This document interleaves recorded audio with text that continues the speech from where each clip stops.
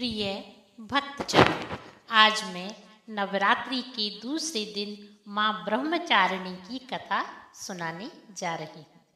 ब्रह्मचारिणी का शाब्दिक अर्थ है तप का आचरण करने वाली देवी। आज का व्रत करने वाले सभी भक्तों को उनके हर काम में सफलता प्राप्त होती है, हर क्षेत्र में उनकी उन्नति तरक्की बढ़ती है और अंत में विजय प्राप्त होती है। माता ब्रह्मचारिणी अपने स्वरूप में बड़ी ही तप वाली दिखाई पड़ती है। इनके वस्त्र निर्मल और सफ़ेद हैं। माता की दो भुजाएं हैं, जिनके दाएं भुजा में जपमाला है तो बाईं भुजा में भी कमंडल धारण किए हुए हैं।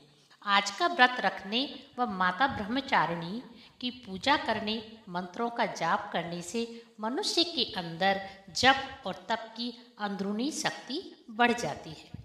माता ब्रह्मचारिणी देवी अपने भक्तों को संदेश देती है कि हिम्मत रखने और विश्वास बनाए रखने और परिश्रम करते रहने से जीवन के हर क्षेत्र में सफलता प्राप्त अवश्य होती है। खुद माता ब्रह्मचारिणी देवी ने कई हजार वर्ष तक कठोर तप किया था। शिव पुराण में वर्णित है कि ब्रह्मा आदि देवता के कहने पर माता ब्रह्मचारिणी देवी ने शिव जी को पति के रूप में पाने के लिए कठोर तप किया था। उन्हीं दिनों में नारद मुनि ने देवी को शिव के पंच अक्षर मंत्र की शिक्षा दीक्षा भी दी थी। तब देवी पार्वती ने ओम नमः शिवाय मंत्र का जप किया तथा अपनी सखियों जया और विजया के साथ लेकर तपोवन में कठिन तपस्या करने चली गई। उससे पहले उन्होंने अपने माता पिता की आज्ञा ली थी। फिर उन्होंने राजसी कीमती आभूषणों और वस्त्रों का त्याग किया। अपने केशों में से कीमती अलंकारों को भी हटा दिया।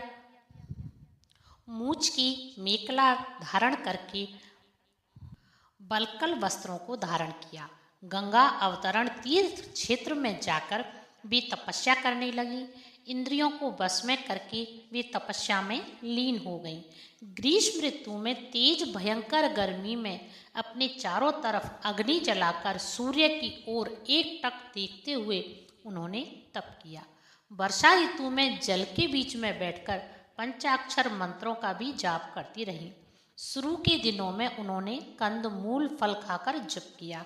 फिर अगले 5000 वर्ष तक केवल जल पीकर तप किया। अंत में वायु पीकर वे जप करती रही। माता पार्वती ने अपना मन सदा शिव महादेव जी की पूजा में पूरी तरह से लगा दिया था।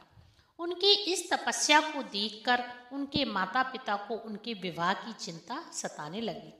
तब एक दिन पूरे लोक में भ्रमण करते करते नारद मुनि राजा हिमालय के महल में पहुंचे। उस समय रानी मैना व राजा हिमालय दुखी बैठे हुए थे। उन्हें दुखी देखकर नारद मुनि ने उनके दुख का उनसे कारण पूछा तो राजा रानी ने अपनी पुत्री के विवाह की चिंता वाली बात बताई। तब नारद मुनि ने देवी पार्वती के गुणों का बखान करते हुए कहा कि वे संपूर्ण जगत की आद्या देवी हैं। उनका विवाह मात्र केवल कैलाशपति शिव के साथ होगा। शिव जी को छोड़कर आपकी पुत्री के लिए दूसरा और कोई वर नहीं है। लेकिन आशुतोष भगवान को पाने के लिए देवी पार्वती को कठिन तप करना पड़ेगा। राजा रानी बोले कि हमारी पुत्री तो पहले से ही तपोवन में रहकर कठिन तपस्या कर रही है। उधर पार्वती जी को भी तप करते हुए कई वर्ष बीत चुके थे। अब तो वे केवल निराहार रहकर निर्जला व्रत कर रही थी। उस समय उनका नाम अर्पणा देवी पड़ा। उधर उनकी तपस्याओं से देवताओं का सिंहासन डोल पड़ा। तभी आकाशवाणी हुई कि हे देवी, तुम्हारी तपस्या सफल हुई। अब तुम जप तप छोड़कर अपने माता पिता के पास चली जाओ। भगवान शंकर तुमसे मिलने जरूर आएंगे। लेकिन पार्वती जी ने फिर भी तप करना नहीं छोड़ा।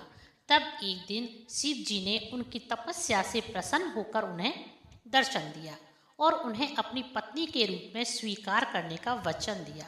माता ब्रह्मचारिणी देवी ने ईश्वरीय और सुखों को त्याग कर महादेव जी को पति रूप में पाने के लिए कई हजार वर्ष तक कठिन तप करती रहीं। इससे सभी को उनसे प्रेरणा लेनी चाहिए कि संकटों और विघ्नों में घबराना नहीं चाहिए तथा हिम्मत नहीं हारनी चाहिए। ब्रह्मचारिणी देवी का बीज मंत्र है ह्रीं श्रीं अंबिकाय नमः। ओम ह्रीं श्रीं अंबिकाय नमः। उनकी पूजा के दौरान इसका जप जरूर करें। या देवी सर्वभूतेषु माँ ब्रह्मचारिणी रूपेण संस्थिता नमस्तस्तै नमस्तस्तै नमस्तस्तै नमो नमः। मंत्र का जाप करना भी शुभ माना जाता है।